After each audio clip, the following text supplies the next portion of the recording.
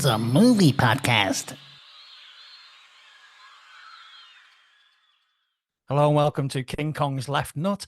No episode number because we're just not quite intelligent enough to remember where we're up to. And let's all just remind Daniel that we were actually recording at the time he was giving me a sign. So what a wonderful start to the episode.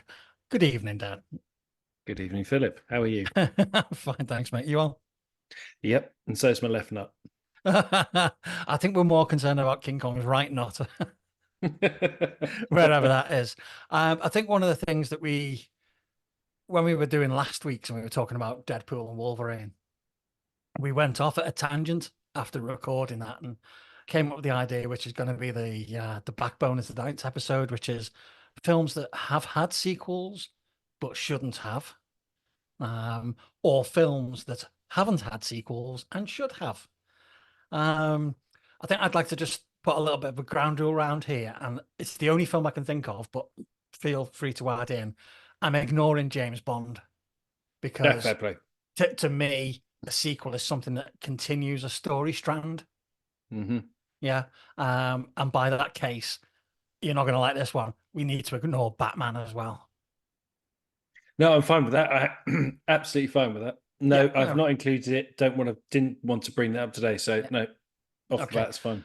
So I'll kick off with something which is a usual rant for me, and I'm just going to say Jaws. I'm just going to say Jaws is, as it stands, the film on its own is the complete and perfect film.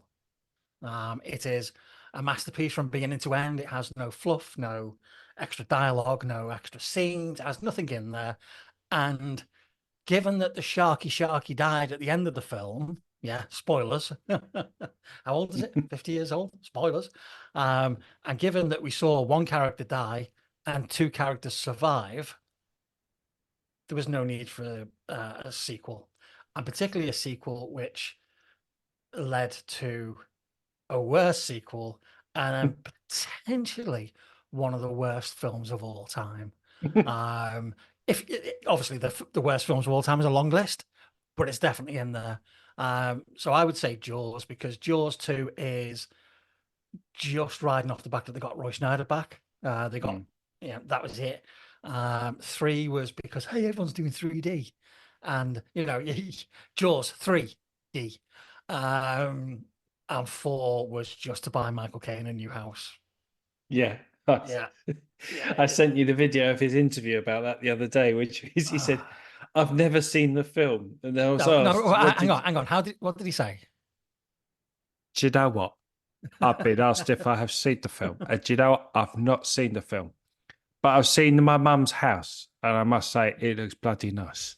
That is the worst Michael Caine you've ever done. That sounds more like the guy out of Wayne's World too.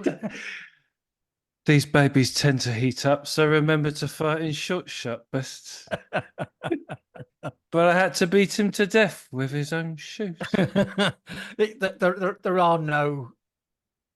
Well, the redeeming features of Jaws 2 is that Schneider's in it. That the end is kind of clever, because they use low frequency to attract the shark. 3 is just a dog's dinner, and 4, the fact that they reckon that the shark that died in the first film followed them to the Bahamas. It's like, it's a very definition of sound like Donald Trump then, didn't I? Flogging a dead horse. It's just awful. Shark was huge. Huge. Yeah. Biggest shark I've ever seen. Best shark. Beautiful shark. I think they should have stopped at the first Jaws. There was absolutely no value in the remainder after that. It's law of diminishing returns times 4, literally. Yeah. And I think that was the start of, unless people can point out differently, but I think that was the start of Hollywood getting really, really greedy with sequels. Well, it's because wasn't it the first summer blockbuster? Pretty much, yeah. Yeah, so I think Hollywood saw dollar signs and just thought, brilliant, we'll just keep repeating this ad nauseum. Yeah. Whereas actually what they were doing is just creating fodder for blockbuster straight to video, Yeah. which is unfortunate, and I think is something that Hollywood's echoed with certain films ever since. Yeah. So is the one that springs to mind straight away for you, or should I do my second one? You go on, go on. Okay, so this is a very contentious one, and one that we discussed last week in our outside of the episode conversation. Back to the Future. I think Back to the Future 2 and 3 are great films. Okay, I'm not knocking the quality of them. This isn't about quality Back to the Future. Back to the Future 1 is a perfect film. Oh, completely. It tells the characterization, the whole thing about it, that it doesn't step a foot wrong. And for me, I would have been happy if it just being that one. Oh, here we go.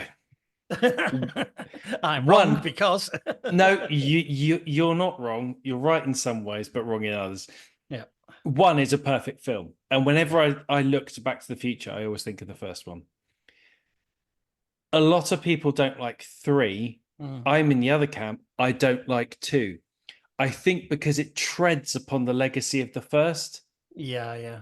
And it dilutes the brilliance of the first. And I don't think 2's as nice, as palatable a film is probably the best way to put it. Yeah. Is it fair to say that 2 is the first foray into the multiverse? Because although they're looking at the time continuum line and all that they start to impact things by changing things by going, if I do this, it'll change this. And I can leave a clue here. And it is, maybe, I doubt it's where Marvel got the idea from, but it is a little bit Marvel-esque, isn't it? It is a little bit like that, but then it is just foray into a timeline of changing time by time travel. You know, if you do, if X impacts on this, you go off on this tangent. If you go, so there is that sort of Deadpool Wolverine element to it. Yeah, definitely. But the third for me is a great film. I just think it's big dumb fun, and I love the Western element to it. Yeah. As a standalone film, it's just great comedy value. It's a great little movie. 2, I just think cheapens the brilliance of 1. To me, I completely agree. Back to the Future 1 is up there as one of my all-time favorite films. Definitely. I love that film a lot, and I'm still finding little elements of it that I didn't appreciate the first time around. So it's a very clever film in its writing, and it's a quotable film, and it's a film with a great soundtrack with Huey Lewis and the News and his little cameo in there. There's lots of little nuggets that make it a fantastic film. 2 for me treads on that too much. Maybe it's just me. I don't want what is a perfect film to be muddied. And to me, that's what 2 does. It's very Biff becomes Trump, essentially. Which is why I think I like 3, because it distances itself from the first one enough to make it a standalone movie. But for me, and maybe it should have been the second film. Maybe it just needs to be a duo. It didn't need to be 3. And there's constant rumors of they're going to bring it back for another one, but I don't see how they can. I wouldn't want them to. I don't want them to revisit the Back to the Future verse. No, it's the kind of film that you can't recast. Again, Jaws is another one. You could remake it and have the shark look much more realistic and have better special effects in it. But the whole point of Jaws is that the special effects aren't terribly good. But you still crap yourself when you're watching it. Thank you, John Williams. Yeah, totally. Because I went on a holiday, and I went into the ocean. We're in a very nice tropical place. Went into the ocean, and the first thing that came to my head, which is the right thing. It does kind of, for me, Back to the Future kind of like could have been what the Godfather ended up being. The first 2 films absolutely brilliant, and then the third one fell off a cliff. And if they'd done the storylines 1, 3 became 2, and then 2 became 3, then that would have been like that, because 2 for me is the weakest of the trilogy, and I don't think it should have been there. I think 2 films would have been enough. Ideally for me, 1 film was enough. I agree, because I've got all 3 films on streaming. I've got them on Blu-ray. I adore that film to bits, Yeah, and for me, yeah. it's always the first one that I go back to, Yeah. and just sort of the other two are a bit nice to have, but I'm not fussed. Yeah, even with the strange storyline of Marty and his mum. I know, Yeah. but the thing is, it ended so beautifully. You know, Well, I still want to see the going director's off, cut. I want to see the going. director's cut. I really do. I want to see the bit where she didn't stop at looking at his underwear. Oh, God. How would that have affected the timeline? We don't want Back to the Sexy Future. No, but you imagine, oh, my brother and sister have come back in the photograph, but now they've got 3 arms. No, What's they've got going webbed on hands. here? Yeah. Hey, they're not from Norfolk, are they? Yeah, we've lost our one listener. Yeah, I think from me as well, and this is it's a difficult one, but X-Men 1998 or 1999 or whatever year it came out, there just wasn't enough in that to make another X-Men film. Mm. And although the best one of the lot, in my opinion, is Future Past, I think. Mm. I think it's that one, which came much further down the line after everyone being recast and stuff like that. I just don't think X-Men films have ever really hit a nerve with me. Another diminishing returns. Sort of what's the point? Yeah. Oh, we do this. We're going to yeah, recast and do all these yeah, sort of things. No, not yeah. for me. It started off fairly low, in my opinion. You know, from a quality point of view. Yeah. not like Marvel, and obviously Marvel's the biggest offender from sequels and exploiting IP that there is around. Go. Well, like Back to the Future, going into a multiverse territory. Yeah. Oh, we didn't mean to do that because in another verse, it's going to happen this way, which means that so and so can come back. And Yeah. I would like to thank Marvel Jesus for knocking all that about a bit. Films that didn't get sequels that should have got sequels.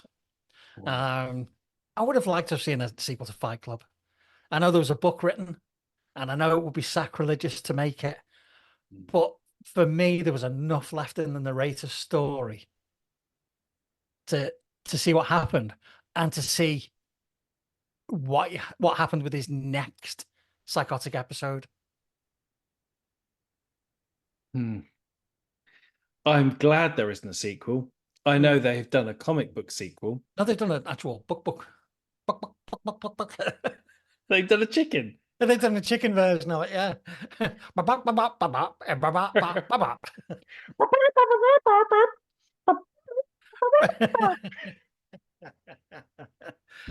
We descended to madness yet again. Yeah, I don't know. I think Fight Club as a standalone film, perfection. I get where you're coming from. I don't want to see that. I don't want another Tyler Durden. Yeah. I don't want to be Jack's curious second film. Second act. I am Jack's curious second act. But it's the same with Fincher films, really. It's like Seven. I know there was a sequel of sorts, but it wasn't. I don't want 8. Yeah, that was a difficult one. That the sequel to 7. It was a non-starter from day one. You know, exactly. The film didn't work at all. For those of you who don't know, the film is called Solace and is available on Amazon Prime, I think. Starring Jeffrey Dean Morgan, Anthony Hopkins, and I can never remember the actress's name, which means that she obviously gave a sterling performance. I tell you, there's a film that's part of a trilogy that isn't a trilogy. Come with me now on a journey. I am an enigma within an enigma, wrapped in an enigma. There's a film which is part of a trilogy that isn't a trilogy. Yes. Okay. Give me one actor in it. Nick Frost. Oh, very good. You could have given me somebody that wasn't, one of the lead characters. You'd have gone Peter Saravanovich or however you pronounce his name. Yeah. I still would have got it from that, yeah. But so Shaun of the Dead. Shaun of the Dead. Yeah. Perfect film. could have been teed up for a sequel. I bet they were asked numerous times to do a sequel. Absolutely. But I'm glad it's its own entity, that it's coming up for its 25th anniversary, is it? God, Yes. I feel old. 25th anniversary, they're putting it back on screen. Yeah. That to me is a perfect film. It's just so good. Does not need a sequel. And if they did a sequel, I think again diminishing returns. But it'd be hard to think where they could take the story. Well, remember my AI generated script sequel? Yeah, but it's. But it would have been the same film with a slight deviation on the narrative. But the fact it is part of their Cornetto trilogy, that with Hot Fuzz and World's End, which again I think was a set of diminishing returns. I love Hot Fuzz. I think that as a standout is just great film. World's End is okay. It's okay. It's all right. Yeah. I think that was a bit of a throw in at the end. Yeah. But each of those films on their own are great. The fact they make up the Cornetto trilogy, I think, is a really inspired piece. Yeah. But yeah, Shaun of the Dead. Glad there wasn't a sequel. I'm sure they were hounded to make a sequel. Yeah, absolutely. I've got one which I guarantee you haven't seen. And I know I haven't seen, and it's the Blues Brothers 2000. So, oh God, no, the Blues Brothers, which is, it's a funny film, the Blues Brothers. If you take the music out of it, okay, it's an okay, above average kind of comedy rom, but you had that music in it, and it's an absolute classic from the second that they go R-E-S-P-E-C-T, or all of those things that the music makes that film, but then to try and go and capture that magic dust. So I shouldn't say dust and Belushi in the same phrase, because he would have snorted it up. It's all right. He's been dead a long time. He can't be offended. But to try and make a sequel to the Blues Brothers, it was just a stupid idea. It really was. Yep. So that was one, and another one. Now, if people out there are listening to me, they're gonna go, oh, but, and I'm gonna go, no, just no. Okay. The Exorcist. Okay. Yeah, it should have been left alone. Should have been left alone. Exorcist 2 is awful. And although there's lots of people out there that will say, oh, The Exorcist 3 was great, it's got one of the best jump scares in cinematic history. No. Okay.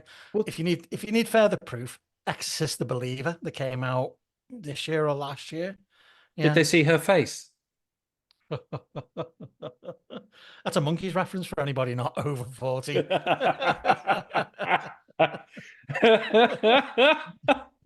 Yeah. Although they didn't write that song, so it could be the original artist. I just think the Exorcist is a film that hasn't aged well. I'd agree with you. Yeah, the special effects they weren't exactly cutting edge at the time. And the special effects, which films like that rely on so heavily to set atmosphere, really, really look quite poor now. The story, the script, the acting, the rest of it is perfect. It's brilliant. It's such a good film, and the Mike Oldfield, soundtrack over it just sounds great. Yeah, I would agree with that, and the same sort of goes for The Omen as well. It seems to be that.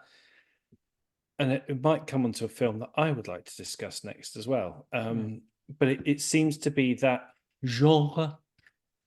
Horror is one of the most abused oeuvres, as you just said, genre, where they just keep flogging that dead horse. But the Exorcist, if they'd stopped at one, I would have been very, very, very happy, because the other two films did nothing to expand on the success or the importance or the story of one. You just got to the end of the third one and you went, what the fuck was that? Well, if I may, going back to horror, is that one film that had been left as a singularity till fairly recently was The Shining. It was. Which is on its own Yeah. in its own entity. Fantastic. I love Stephen King. Depends who you talk to. It depends who you talk to, but Don't talk to Stephen King. no, don't talk to Stephen King. I know, but I love Stephen King, and The Shining is one of the best books anyone can ever read. It's just absolutely fantastic. Yeah. And then Doctor Sleep came along, and I was like, really? Yeah. I read that book Yeah. cover to cover in a few days. It's just Brilliant. I think a brilliant book, a great narrative, and a great story arc to the conclusion that you can't go anywhere else now. You can't make The Shining 3. No. You cannot, because it seals it, nuts it off, cuts it off completely. Nuts it off. That's what she said. No, when the Jack Nicholson had that funny smile on his face at the end of the first one. You want the hand, man? Here comes both barrels. Here's Wanky. Anyway, but bringing that story back, and I think the way the film Doctor Sleep harks back to The Shining is perfect. That's where a film didn't need a sequel, but one was written, and then they made the film because they're going to. Yeah. And I think it worked. I think there is a sequel that works because of the story arc, because it's in the hands of a fantastic creative. I think that, I think the reason that Doctor Sleep worked is not only that King had got his act together enough to actually write something, but Mike Flanagan took it. And Mike Flanagan is singularly just about the best horror director at the moment. If you look at his work on Netflix with Blythe Manor, is it Black Mass or Midnight Mass? I always get it wrong way round. The Haunting of Hill House. He's done Doctor Sleep. I think he did Gerald's Game, which is another Stephen King book, and he's doing one at the moment, another Stephen King story. So he's obviously got a very strong affiliation with King. Yeah. And he is a phenomenal director and a creative, because what he does is he actually loves the subject matter that he's working with, so wants to do it properly. He's not one of these for hire directors. I don't care what the material is, just throw me in there. But that's what makes Doctor Sleep, as in the film, great, because it harks so well back. I mean, the elevator doors opening and the blood pouring. It's all there. It's a complete love letter to the original source material, which I think, like you say, it's in good hands. Yeah. Okay. Yes, we've done The Exorcist, we've done Blues Brothers. We could obviously attack Fast and Furious, because they are just not only a law of diminishing returns, but it started in a negative for me before they even started. We could attack Halloween. Again, Halloween is a brilliant piece of horror on its own, which has just become, I think there was one where he was in space, or was that Jason Voorhees? So let's throw Friday the 13th in there as well. And then there was Jason versus Freddy. So it's just a real shame that rather than creating something new or as strong or stronger than the original, we just keep on getting these regurgitated crap films coming out over and over again.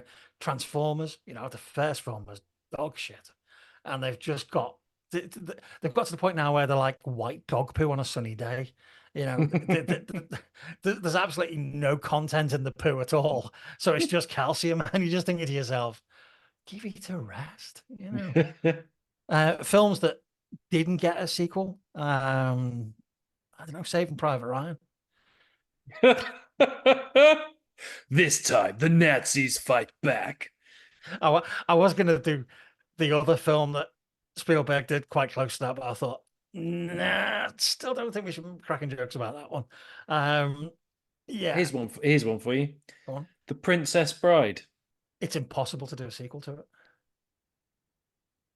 But as a standalone, that I'm sure, again, the studios would want to make a sequel. Oh, as a standalone, Jesus. It's fantastic. It's glorious. The thing that, there's a bit of a theme coming here. None of the films we've mentioned as standalone or perfect have been in the past 20 years. Because I'm going to throw one in here for you then. Go on then. To me, Pixar has become a studio of diminishing returns. Oh, they've gone lower than the whale's arsehole, haven't they? But I think the Toy Story franchise, it's I think it's really great. I love the 4 films they've made. But Yeah. when I heard they're making a 5th, I thought, no. You wrapped it up in the 4th. You gave it an ending. I don't really Yeah. want to know where Woody goes from here. That's what she said. I don't want.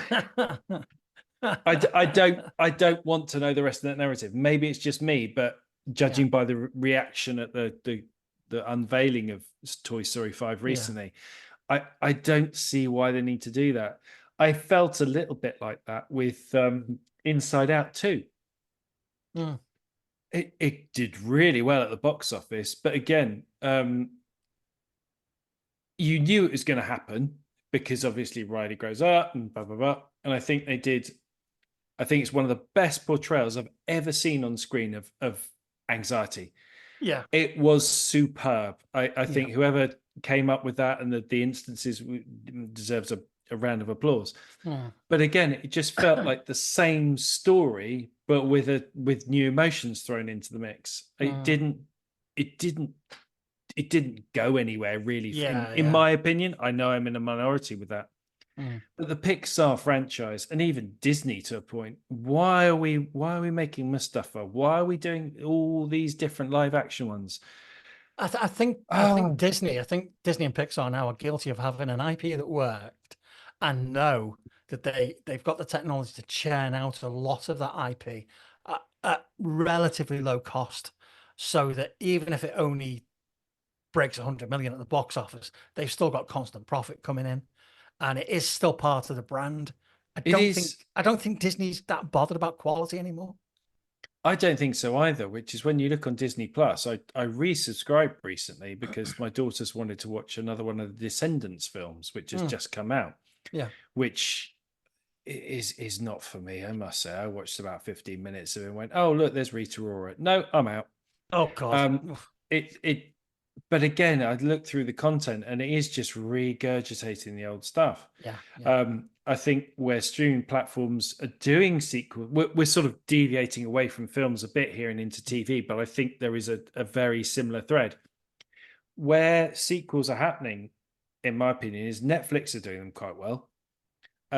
Prime seems to be doing all right with really great IP, like the Reacher stuff, I think is great. Yeah. But the one that's really doing it for me is Apple TV. I messaged you the other night. Apple is the quality on there is superb. Yeah, I mean it's brilliant. I think there's not a huge amount of originality, because if you look at the one that you messaged me the other night was Presumed Innocent, which is a remake of a film. Book. The book is the source material, and a film. you do. I know it is, but it's more in tune with the book than it is the film. But a lot of the Apple TV stuff is not a lot. There is a large proportion of the Apple TV stuff which is actually based on fiction. Which ties into. They do it very well, but then that ties into, then you can buy the book on Apple Books, and then you can listen to the soundtrack for it on Apple Music. Really? And all the good guys have iPhones. Yeah, we've seen that one. And I tell you about Presumed Innocent. The iPhone rule's gone out of the window. Someone's used an Android phone who's good. So here's a film that I guarantee that they've asked for a sequel that doesn't need one. That's Inception. Dream within a dream within a dream within a dream. Yeah. Dream. You could imagine that they've had conversations, or they want Nolan to do another Inception film and then a TV show, because it's very Mission Impossible. And oh God, you can't. It just ended perfectly on a cliffhanger because you didn't. Yeah, exactly. Or did it? Yeah, that's the thing. But that was the joy of that film, is in that twirling of the I don't know what they're called, the totem of the twirling of the totem, and the slight wobble. Yeah, that's all. That's what I want to know. That's perfect cinema. Is you want to be left wanting more, and not be needing to watch a sequel to find out what happened previously on Inception. See, and Nolan reused that trick in Dark Knight Rises, where Batman's dead from the atomic blast in the Batwing, and then you cut to Michael Caine and Christian Bale nodding at each other, Same trick, Chris. Mm. A film that I personally think should get a sequel is The Nice Guys. Ryan Gosling and Russell Crowe. It is one of the funniest films. Ryan Gosling really shows that he's got this amazing comedic timing. He is smack down funny all the way through it. Russell Crowe just plays it straight. I'm not going to laugh. I'm not going to laugh. He is just brilliant. It's a great, great, great film. So underrated, and I would love to have seen a sequel to that. I'd love to see a. Well, you'll never get the same atmosphere in a TV show, but I could watch those two characters do lots of different storylines. They're just great. Films that I'm on the edge about whether there should have been sequels. Mad Max. Yeah. First one, low budget. Awesome.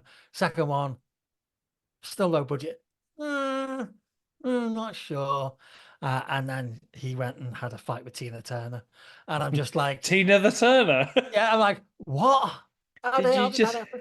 No, I said Tina Turner. It was your hearing. Tina the Turner. Yeah. As long as it wasn't Ike having a fight with her, because that would have just been PTSD all over. What are you shaking it up for? It's a statement of fact. That's what you did. Films that are getting sequels and don't deserve it. I Am Legend. Yeah, don't need that. One. Don't need that. Don't need that. No. Well, quite frankly, I don't think Will Smith should be in films anymore. I think his behavior towards Chris Rock was awful. Look, take Will Smith's name out of your fucking mouth. I said that like a delivery from a Guy Ritchie film. I know. I just, I've just watched the new Bad Boys film, whatever it's called. Bad Boys 97. No interest. Smack my bitch up. And it's dog shit. It's just... no interest. It's just guns and jokes about being black. And, it's tired. It's just, they're still cracking Skittles jokes and don't eating my Porsche. Really? Oh, God. So they're rehashing the same stuff. Yeah. And that's fan service. But if you're going to do fan service, you do it Deadpool style, don't you? You give him something which makes them go, yes! Not like, still after the Skittles. I think this is where Netflix have done it really, they do it really well, is the nostalgia note. Because I watched the recent Beverly Hills Cop Axel F. And it was a lot of wink, wink, nudge, nudge. Oh, there's a lot of fan service in it. Yeah. Oh, I forgot. Ahmed. There's a lot brilliant of that. It was just absolutely brilliant. I didn't think the film was absolutely brilliant, but I loved the nods back because it made me go, oh, yeah, I remember what you did. Yeah. Oh, look, they've done a little cheeky nod to say that Beverly Hills Cop 3 was turd. And all. Yeah, I thought it was very clever. So I think Netflix have got that nostalgia thing. You look at Cobra Kai as well. They know who's paying the Netflix subscription for the family. Yeah. But the thing is though that for every Axel F, for every Cobra Kai, you get a Hearts of Stone, or you get The Union, which came out on Friday, which is Mark Wahlberg and Halle Berry. To say there's no chemistry in that film is to say there's just no chemistry. Yeah. It's another Netflix film. I think what have we had so far? Hearts of Stone, Mother. There's been like 5 or 6 films which are all being based around secret agent, unknown clandestine organization, global threat. Not suitable, goes through training, suitable, saves the day. Jokes, stunts, jokes, stunts, joke, love interest, joke, stunts, joke, stunts. Epitomized with the Ryan Reynolds, The Rock. Oh, that one was so bad. Heart of Stone is the worst one, though. As far as I'm concerned, Gal Gadot couldn't act reading the alphabet. She was in that. She was in the Ryan Reynolds Rock one, yeah. Yeah. And she was in Heart of Stone as well, which is just one of the worst films ever. So Netflix does this. It might pay It might give you Cobra Kai, it might give you Axel F, but it'll give you 5 films which are dog shit. And then it will Yeah. give you sequels to each of those films. Because there are no box office returns on Netflix. No, but their algorithms tell them what they need to know. And if the numbers are there, the numbers are there. Yeah. Mm. Not Film- everyone couldn't be as an aficionado as you and Yeah. I, Philip. Another film, two films they shouldn't do sequels to. The Goonies. And I know they've been talking about that for 20 years, trying to get them to And do that. Bet you. What do you think the sequel name would be if they did it? Goonies 2, One-Eyed Willie's Return. One-Eyed Willie Strikes Back. I don't want to know what's in your internet browsing history. Go on, what do you think it'd be called? Goonies 2, Never Say Die. Oh, God, that's perfect. You know it. That is so good. Or Goonies 2, Tell Me About Your Childhood. Little Daddy,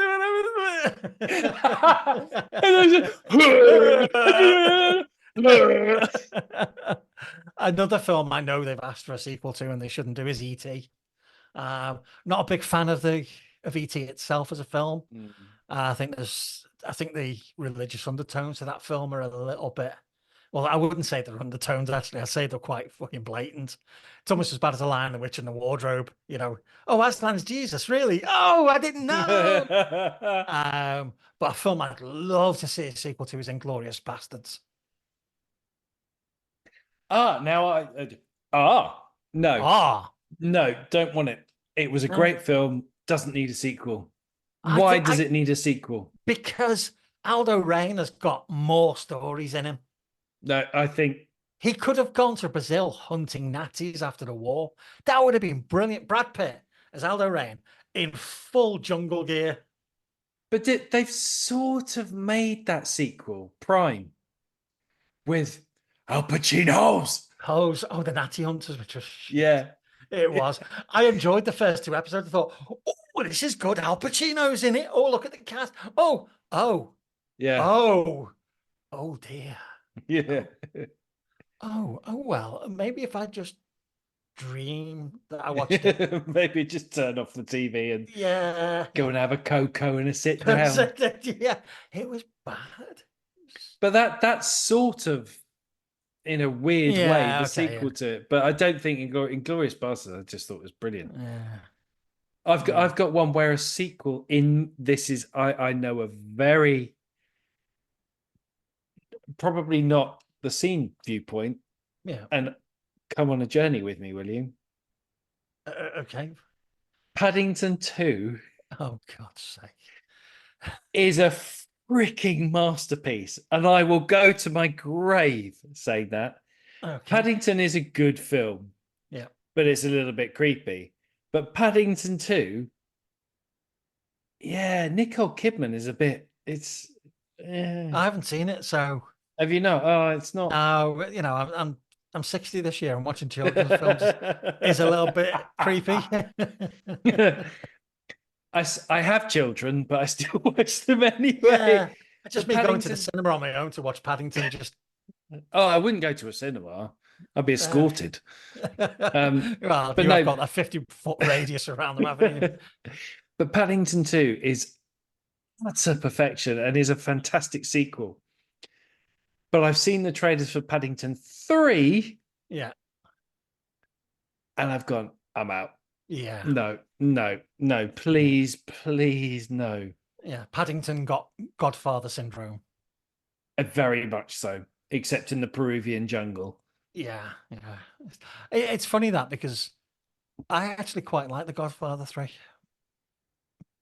Even though it is a film which has got a script written by somebody who put it through a shredder and then glued it back together. And it's got some astoundingly bad acting in it. And I'm not talking about Sofia Coppola. You know, I know she was brought in last minute and she gets a lot of hate for what she is in it. But Andy Garcia, who at that period in his career was very, very reliable for that kind of young American Italian character. That's such a diplomatic way of saying he's an average actor. He did quite well for what he was meant to be doing. No, no, he made one of my favorite films of all time in the it's not actually a good film list, but it's one of my favorite. So you have like your favorite films of all time, then you have a sub list of it's not actually a good film, but it's one of my favorite. Jennifer 8 with Uma Thurman in it. Mm. You've never seen Jennifer 8, have you? I think I have. I remember. I think I made you watch it. I think I I made think you so. watch it. Yeah, bloody good film. I could do with a remake. Okay, so we've settled on. I'm not going to the cinema to see Paddington 3. I could do with a remake is subtext for someone needs to make it, but better. I think that the problem with it is that it's a relatively good storyline that needed more direction. Yeah, Right. yeah. Had a nice mid-90s soundtrack to it, no problem with that. But I just think that the directing was lacking because at key moments, it's almost impossible to see what's going on because the director thought that dark and gloomy equals tension. Well, no, it doesn't. It just means you can't see what's going on. Oh, I hate that. I hate that. Yeah. So, other honorable mentions for turd sequels. Son of the Mask. Oh dear Lord, I'd forgotten that. Yeah, never seen it, but I know it's bad. Caddyshack 2. No, I didn't even know they'd made it. didn't know that either. And I know that we said we'd keep Batman out of this, but Batman and Robin has to be mentioned. Oh God damn it. In the bin. And Batman Forever as well with Val Kilmer, in my book. So I think what we'll do now is we shall head towards the. Oh, you got one more? I've got one more. One more. Sequels that didn't need to be made, shouldn't have been made. Yeah. And I believe there's another one in development. Mary Poppins Returns. No. Seriously? Have you not seen Mary Poppins Returns? Yeah, I've seen that. But they're making Mary Poppins 3. I believe it's in development. I've heard internet mumbling, so who knows? Had Mary Poppins Returns, Mary Poppins 2, and this one's Mary Poppins 3. This time it's a UTI. Mary Poppins 3. This time it's not just the medicine that goes down. Gangland killing. Get all the chimney sweeps now. I know it got kind of like mixed reviews, didn't it, when it came out? Shouldn't have happened. Should not have been a thing. I saw it and I thought it was okay. It was neither. It's a virtual remake of the first one, but it's neither good nor bad. It relies well too much on Manuel. Shit, so sorry, the guy that wrote Hamilton. Yep. Yeah. I thought that was unnecessary. I thought if you're gonna redo a film, which is what they were doing, use the original songs from the first one. Just call it what it is. It's a remake. I thought Emily Blunt was quite good in it. I think she's got that. I'm not saying she was Julie Andrews, okay? Listen to me out. The problem is if they make a third one, her face has changed that much that the kids won't recognize her. Who the fuck are you? Yeah. Hi, children. Mary Poppins is back. Get her! Oh, you're not Mary Poppins. Yeah, it's gone 3 times wider than it was before. Your cheekbones are wings. Yeah. Oh, I see Ryan Gosling had his done at the same time. No, seriously, just look it up. The Fall Guy stuff. Why? Maybe that's a subject for another episode. Is why does Hollywood feel a need to massacre their faces? It's such a strange thing to do. Anyway, we have been the Unbearable Lightness of Being. One more film. If they make a sequel to Everything Everywhere All at Once, I'm never going to watch another fucking film. Okay. I wanted my life back from watching that film. I almost took my life watching that film. I found myself halfway through just going, what am I watching? How did this win? Well, I was watching it and all the way through it from about the first maybe 3 or 4 minutes in, I was just waiting for Keanu Reeves to come in. and Lawrence Fishburne, red pill, blue pill. It was just The Matrix. We've said this before. It was just a remake of The Matrix. It was it was a turd of a film. So yeah. So Can we give one quick honourable mention to sequels? as long as it's not Debbie Does Dallas 2. No. Home Alone 2, a great duo, should have stopped. I think they should have stopped at 1. I'm surprised I missed that one myself, actually, because the second one was just crass commercialism. I forgot anything with the brand on it. It was just crass quite enjoyable. It was, but enjoyable. It had Donald Trump in it. Oh, for a split second. Yeah, just go down there. Yeah. Beautiful house, beautiful dog, beautiful dog. Hotel, beautiful hotel, yeah. best hotel in the best hotel in Manhattan. Oh, they got me. Yeah. Oh, hang on. I just did a Donald Trump getting shot joke. Do you think we should stop now and you should walk off the podcast? I think we should. Yeah, and you go, that's it. Yeah. Oh, but we will be back though. Yeah. I'm going to release a press statement via a post on Instagram because I've got a Mario film to narrate. Yeah, but Jack Black said they're coming back. No, I know. Which we all knew was going to happen, but Jesus, leave a bit more time. So we have been the Glimmer Twins. We have been those that have come up with some films which you want to argue about. If we get a chance this week, we will watch some new films. But if not, I think what we will be arguing about next week is what? Put him on the spot. Give us a subject. TV series that have gone on too long. Series and perfect TV series that have got a great arc, Succession, and it's done and dusted. Whereas TV series that have gone on too long, or TV series that have gone on long enough and are perfection. Breaking Bad. But that's finished though, hasn't it? It has, but it has a perfect arc. And it has, 7, 8 seasons? Breaking Bad. Yeah. 7 seasons. 7 seasons. And it's perfection. Thanks for watching. Thanks for listening. We have been, scrambling somewhat, but that's the way we work best. So from me, it's there will never be a sequel of me. Thank God. And from him, it's Jack's curious sense of curiosity. Curious sense of curiosity. Ah, dear me. I am Jack's disappointment.